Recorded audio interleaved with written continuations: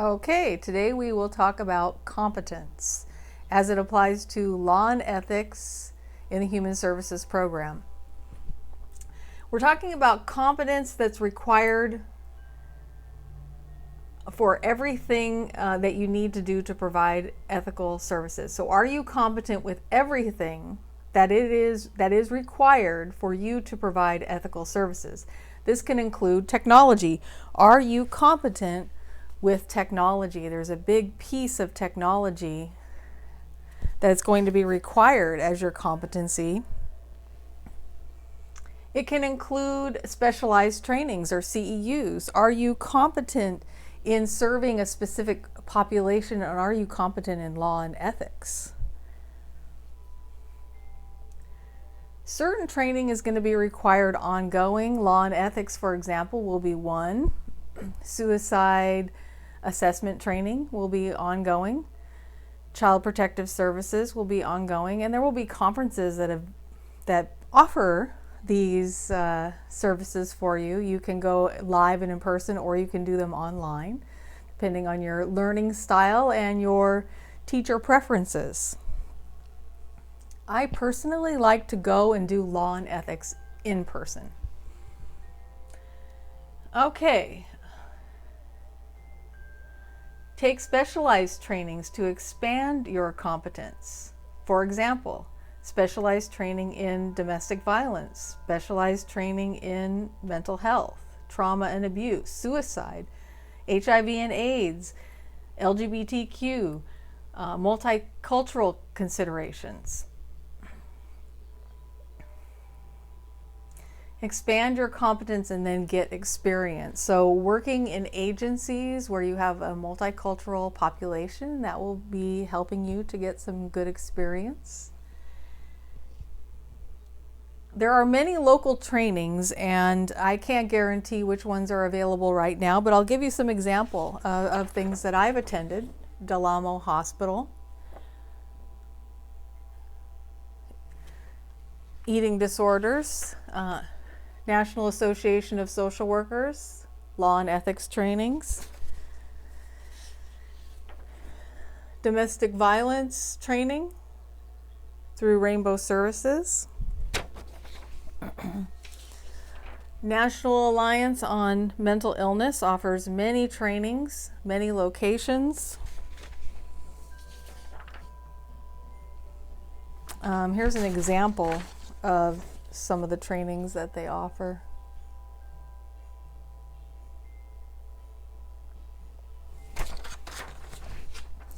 Okay, the county offers a lot of things, and they are free.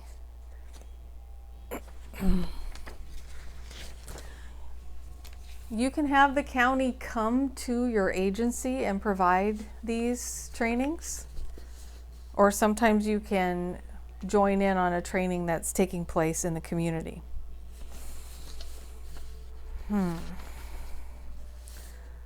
The person that I had been working with for a long time is now retiring, but contact the Department of Mental Health, ask about some of the trainings that they provide.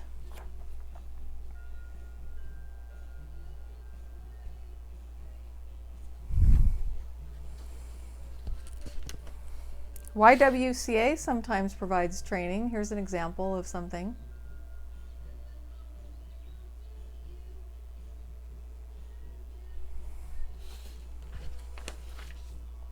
Again, more Department of Mental Health free trainings, working with veterans.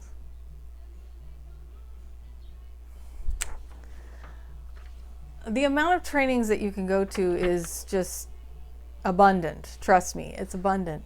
But there's a strategy and a smartness that you might get to at some point where you say, I want to strategically place myself around certain people or in certain populations because that's what I want to specialize in.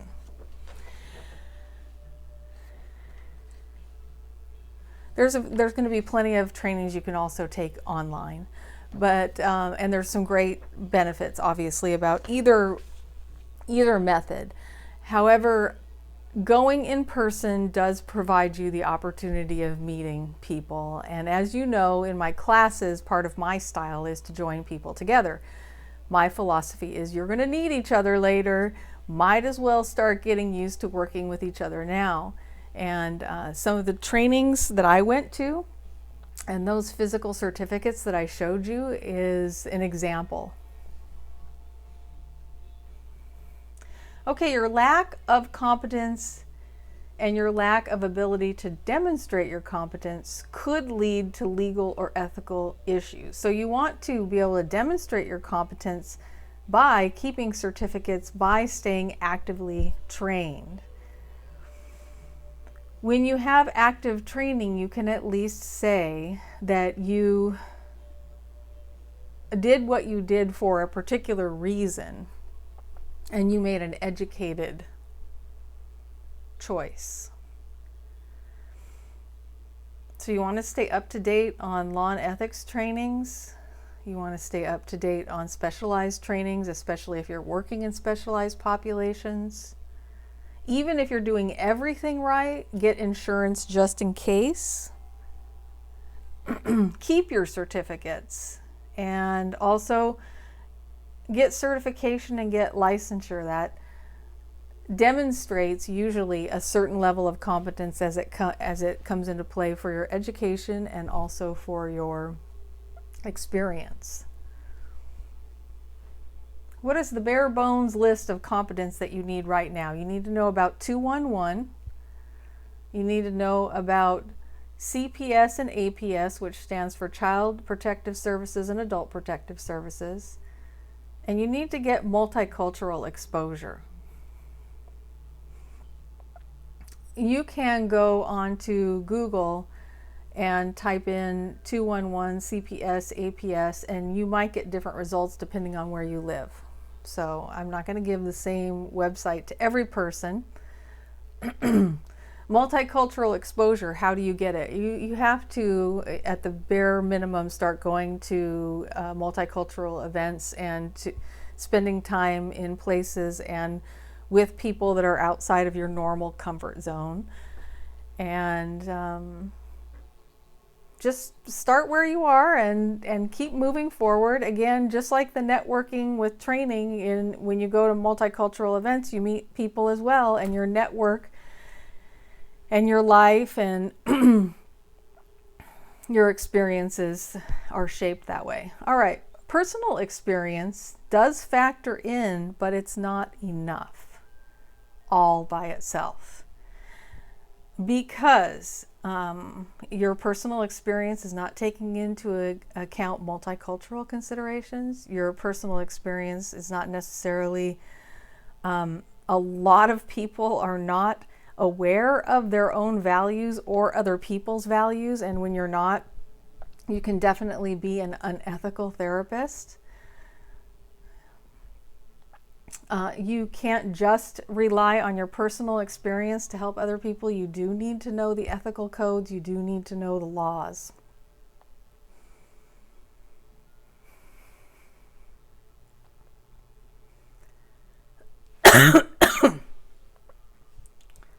Okay, so for me, I went from being a counselor to more moving into training and teaching like I am now. And so for me, competency is standing in front of people and communicating. And now I have suddenly needed to become technologically competent to operate this camera and make these videos. So part of my deal was to go to Toastmasters. And I highly recommend that if you're a communicator or a leader, that Toastmasters is a great place to get competency. They actually have an award called the Competent Communicator, and takes you through a series of steps to teach you how to communicate effectively. Those of you who might see the board and say, why did you write that on there? Personal experience. The reason why personal experience is not enough is because also transference and countertransference can really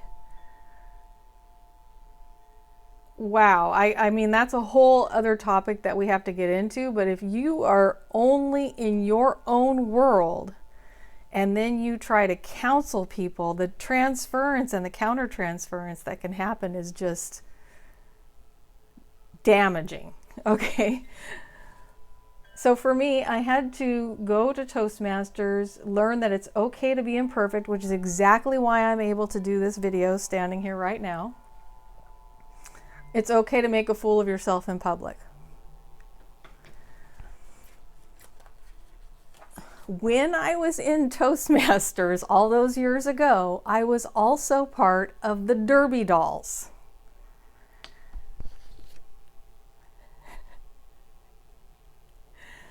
And